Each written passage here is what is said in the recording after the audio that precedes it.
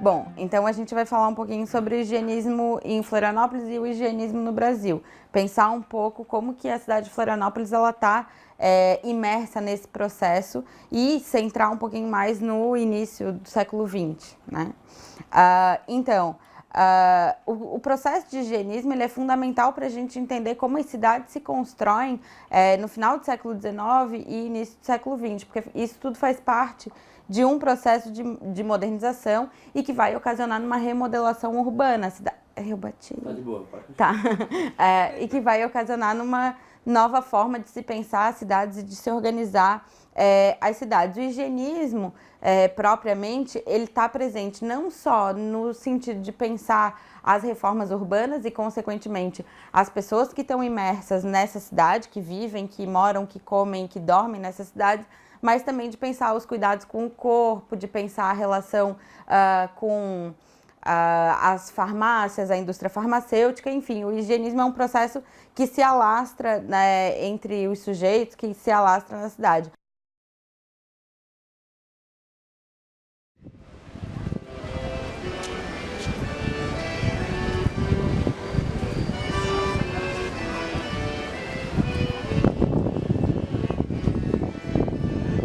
A gente tem uma remodelação urbana que está num processo de modernização e Florianópolis tem uma característica muito específica porque a gente tem uma cidade que vira as costas para o mar.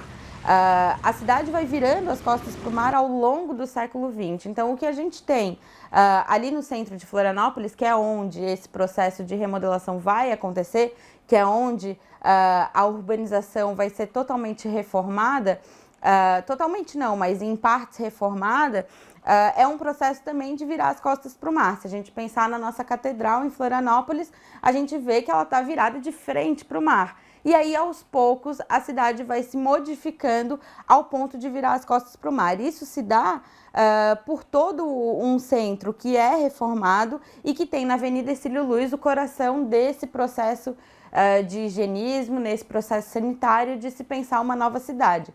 Se a gente conseguir ver a Avenida Hercílio Luz, se a gente vê imagens da Avenida Hercílio Luz no período, a gente consegue perceber que é uma avenida alargada e que tem várias árvores simetricamente colocadas ao longo do caminho, o que já mostra que há um modelo a ser seguido. Esse modelo é um modelo parisiense em especial, né, um modelo europeu, da mesma forma como a alimentação, a forma de se vestir, os hábitos cotidianos também são hábitos que são incorporados da Europa.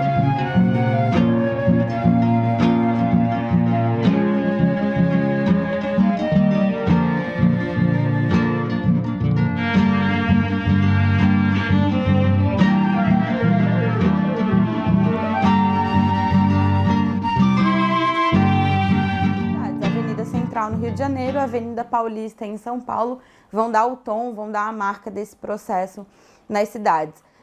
Pegando o exemplo de São Paulo, a gente consegue perceber que mesmo na construção dos bairros, a gente já tem uma tentativa de se aproximar com esses valores da época.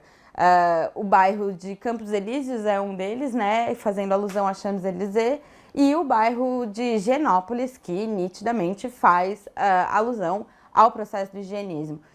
Florianópolis vai seguir esse mesmo tom e vai trazer esse processo de higienismo para cá nas nossas reformas urbanas. Uma coisa muito nítida é a construção da Avenida Hercílio Luz, que inicialmente ela é chamada de Avenida do Saneamento, por conta do saneamento do Rio da Bulha, que percorre a Avenida Hercílio Luz, e então a avenida vai ser construída no modelo de boulevard.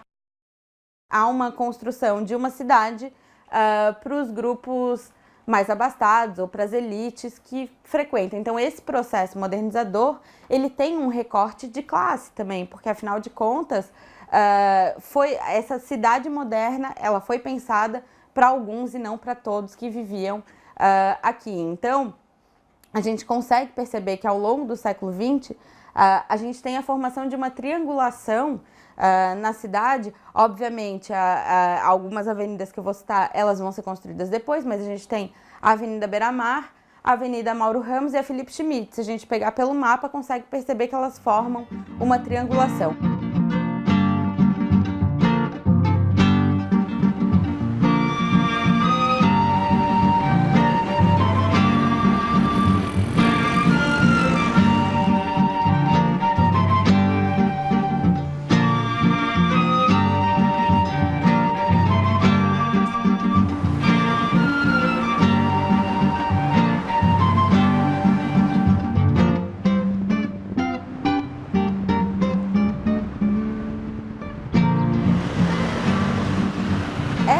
triangulação é onde estão localizadas as elites florianopolitanas. E no entorno delas, para servir essas elites, na ocupação das encostas dos morros, por exemplo, a gente tem as camadas populares, que são as classes trabalhadoras que vão fazer o serviço. Aqui em Florianópolis a gente tem uma expressão muito utilizada pelas classes populares e que foi incorporada pela população, que é eu vou descer para a cidade, né?